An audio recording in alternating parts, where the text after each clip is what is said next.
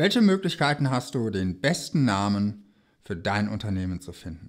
Darüber spreche ich heute mit dir in diesem Video. Hallo, Markus hier von Zeldas TV. Ich möchte dir dabei helfen, deine komplexen Produkte und Dienstleistungen einfacher zu verkaufen. Heute fange ich mal ganz vorne an und spreche mit dir über deinen Firmennamen. Das heißt, diese Folge richtet sich auch ein bisschen mehr an Gründer als an bestehende Unternehmer oder an bereits erfolgreiche Unternehmer. Aber auch wenn du schon Unternehmer bist, schau es dir an, denn ich spreche hier synonym über Firmennamen und Markennamen, weil ich einfach davon ausgehe, dass du mit deinem Unternehmen in der Größe bist, wo du noch keine Mehrmarkenstrategie verfolgst und mehrere Marken gleichzeitig bespielst. Vorneweg, was für Möglichkeiten hast du, um deinen Firmennamen auszuwählen? Ich möchte heute mit dir da über 3 Optionen sprechen, die du hast. Das eine ist eine Abkürzung. Du kannst eine Abkürzung verwenden, um deinem Unternehmen einen Namen zu geben. Das zweite ist ein Kunstwort oder ein Wort aus einer anderen Sprache, was nicht direkt etwas mit deinem Produkt zu tun hat. Und das dritte ist naheliegend, das ist nämlich dein Name, dein Familienname. Fangen wir an mit den Abkürzungen. Ich merke, dass, wenn ich mit jungen Unternehmern oder Gründern spreche, dass Abkürzungen eigentlich sehr beliebt sind für Unternehmen. Das Unternehmen wirkt groß, die XYZ GmbH oder die ABC AG, das wirkt wichtig, je nach Abkürzung wirkt es international und es gibt ja tatsächlich auch viele erfolgreiche Unternehmen, die Abkürzungen im Namen haben. Zum Beispiel IBM, BMW oder GE. Was man dabei häufig nicht sieht, ist, dass diese Unternehmen nicht immer Abkürzungen als Namen hatten, sondern oft mit den Langformen dieser Abkürzungen angefangen haben. IBM hieß ursprünglich International Business Machines. BMW hieß ursprünglich Bayerische Motorenwerke, heißt auch heute noch so. Und GE kommt von General Electric. Und oft ist es so, dass sich diese Abkürzungen im Laufe der Zeit herausgebildet haben, auch in der Kommunikation mit dem Kunden, aber nicht die ursprüngliche Intention waren, sondern eben sich mit der Zeit, und bei diesen Unternehmen sprechen wir von einer langen Zeit, sich mit der Zeit entwickelt haben. Und darum rate ich dir nicht unbedingt mit einer Abkürzung anzufangen. Abkürzungen sind schwerer zu merken, weil wir keine Bedeutung hinter den Buchstaben haben. Es sind einfach 3, 4 Buchstaben aneinandergereiht. Abkürzungen bleiben auch sehr abstrakt, was fürs Gedächtnis auch nicht unbedingt das Beste ist. Und Abkürzungen sind, wenn du nicht eine große Marke schon bist, auch relativ austauschbar, weil es eben nur eine sehr begrenzte Anzahl an Möglichkeiten gibt, wenige Buchstaben zu kombinieren. Das heißt, du darfst eigentlich bei jeder 3 Buchstaben Abkürzung davon ausgehen, dass irgendwo in Deutschland oder auf dieser Welt schon jemand einmal sein Unternehmen nach dieser Abkürzung benannt hat. Die zweite Möglichkeit sind Kunstworte oder eben Worte aus einer Fremdsprache und teilweise auch aus der eigenen Sprache, die dann aber keinen direkten Bezug zu deinem Produkt und zu deiner Branche haben. Gutes Beispiel hierfür ist die Firma Apple. Hier hat man etwas völlig außerhalb aus der Computerbranche genommen, um sein Unternehmen danach zu bezeichnen. Das war sicherlich auch gerade in der damaligen Zeit für IT-Unternehmen, für Computer eine eher ungewöhnliche Art, sein Unternehmen zu benennen.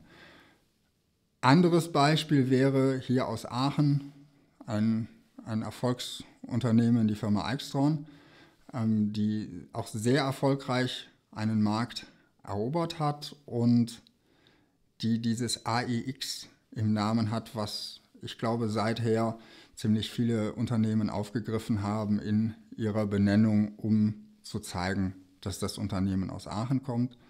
Ich habe so ein bisschen die Einschätzung, außerhalb von Aachen versteht man das nicht so unbedingt, dann ist es mehr ein Kunstwort ohne Bedeutung.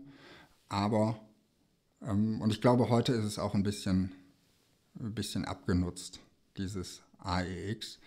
Und deshalb würde ich es nicht unbedingt verwenden. Aber Aixtron ist trotzdem ein Beispiel, wie man mit einem Kunstwort ein sehr erfolgreiches Unternehmen aufbauen kann.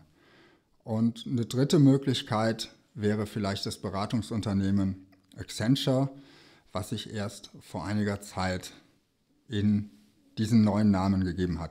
Und hier sehe ich auch einen Trend, dass sich nämlich große Konzerne heute ganz gerne Kunstworte als Namen geben, um internationaler zu wirken, um größer zu wirken. Und ein gut gewähltes Kunstwort, das zu deinem Unternehmen, zu dem, was du tust, passt, das leicht zu merken ist, das einen angenehmen Klang hat, dass, wenn du international tätig werden willst, keine schlechte Bedeutung in einer Sprache hat, wo du in den Markt möchtest. Und was dann noch leicht zu merken ist, also kurz und prägnant ist, das kann ein echter Erfolgsfaktor für ein Unternehmen sein. Und es eignet sich besonders dann, wenn du dein Unternehmen mit mehreren Gründern gründest, denn dann kannst du nicht alle Namen der Unternehmer, der Gründer an die Tür schreiben. Das wird dann irgendwann zu lang. Und dann bleibt dir eigentlich fast gar nichts übrig, als auf ein Kunstwort auszuweichen. Und die dritte Alternative habe ich gerade schon gesagt. Du kannst deinen eigenen Namen an die Tür schreiben. Und trotzdem stelle ich fest, dass das bei Gründern relativ unbeliebt ist, fast schon, also relativ selten verwendet wird, gerade in der Technologiebranche. Es soll alles sehr innovativ klingen, es soll alles international klingen und es soll alles eine gewisse Größe darstellen. Nur wenn du jetzt tatsächlich mit deinem Unternehmen als relativ kleiner Gründer anfängst, dann werden erstens deine Kunden merken, dass du diesen Anspruch der Größe, der Internationalität überhaupt nicht gerecht werden kannst. Und zweitens wirst du ohnehin derjenige sein, der für dein Unternehmen die Werbung macht und das Marketing macht und die Kontakte knüpft.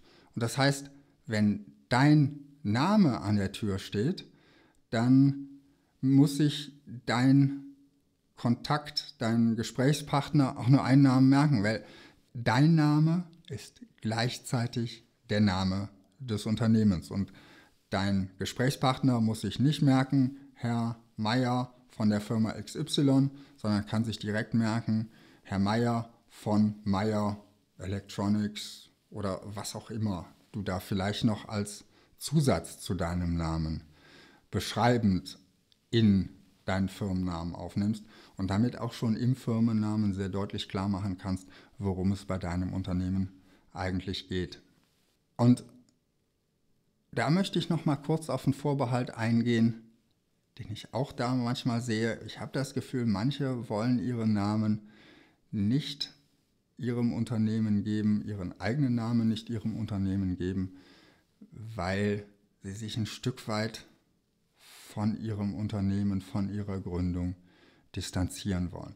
Das erzeugt nur leider nach außen oft den Eindruck, du stehst da nicht voll hinter, du glaubst nicht voll an die Idee und du gehst nicht mit vollem Einsatz ran. Und umgekehrt ist es eines der stärksten Signale, dass du an dein Unternehmen glaubst, dass du von deiner Idee überzeugt bist, wenn du deinen eigenen Namen an die Tür schreibst. Das hat mal der Babynahrungshersteller Klaus Hipp in der Werbung sehr gut auf den Punkt gebracht. Dafür stehe ich mit meinem Namen. Darum mein Tipp, wenn du alleine gründest, denk darüber nach, ob dein Name als Unternehmensname nicht eine gute Option ist. Du musst natürlich schauen, wenn du einen Namen hast, den keiner aussprechen kann, wo keiner weiß, wie man den schreibt oder der extrem austauschbar ist, wie Müller, Meier oder was auch immer es für Namen gibt, Schmitz, wo die im Telefonbuch ganze Seiten füllen, dann solltest du dir überlegen, ob das der richtige ist. Aber ansonsten, denk drüber nach, zieh es in Betracht, deinen Namen an die Tür zu schreiben, deinen Namen deinem Unternehmen zu schenken. Die Kraft des eigenen Namens als Unternehmensname, als Markenname ist etwas, was ich auch erst mit der Zeit erkannt habe und früher da auch selbst anders gehandelt hätte. Das war's für heute. Wie denkst du darüber? Wie nennst du dein Unternehmen? Wie würdest du dein Unternehmen nennen, falls du noch nicht gegründet hast? Welche dieser 3 Optionen würdest du wählen? Bist du vielleicht anderer Meinung? Schreib's mir unten in die Kommentare. Wenn es dir gefallen hat, gib dem Video ein Like. Und falls du es noch nicht getan hast, abonniere Zeldas TV. Du bekommst ja jede Woche Tipps und Tricks, wie du deine komplexen Produkte und Dienstleistungen einfacher verkaufen kannst. Ich freue mich, wenn du nächste Woche wieder zuschaust und wünsche dir bis dahin viel Erfolg in deinem Marketing.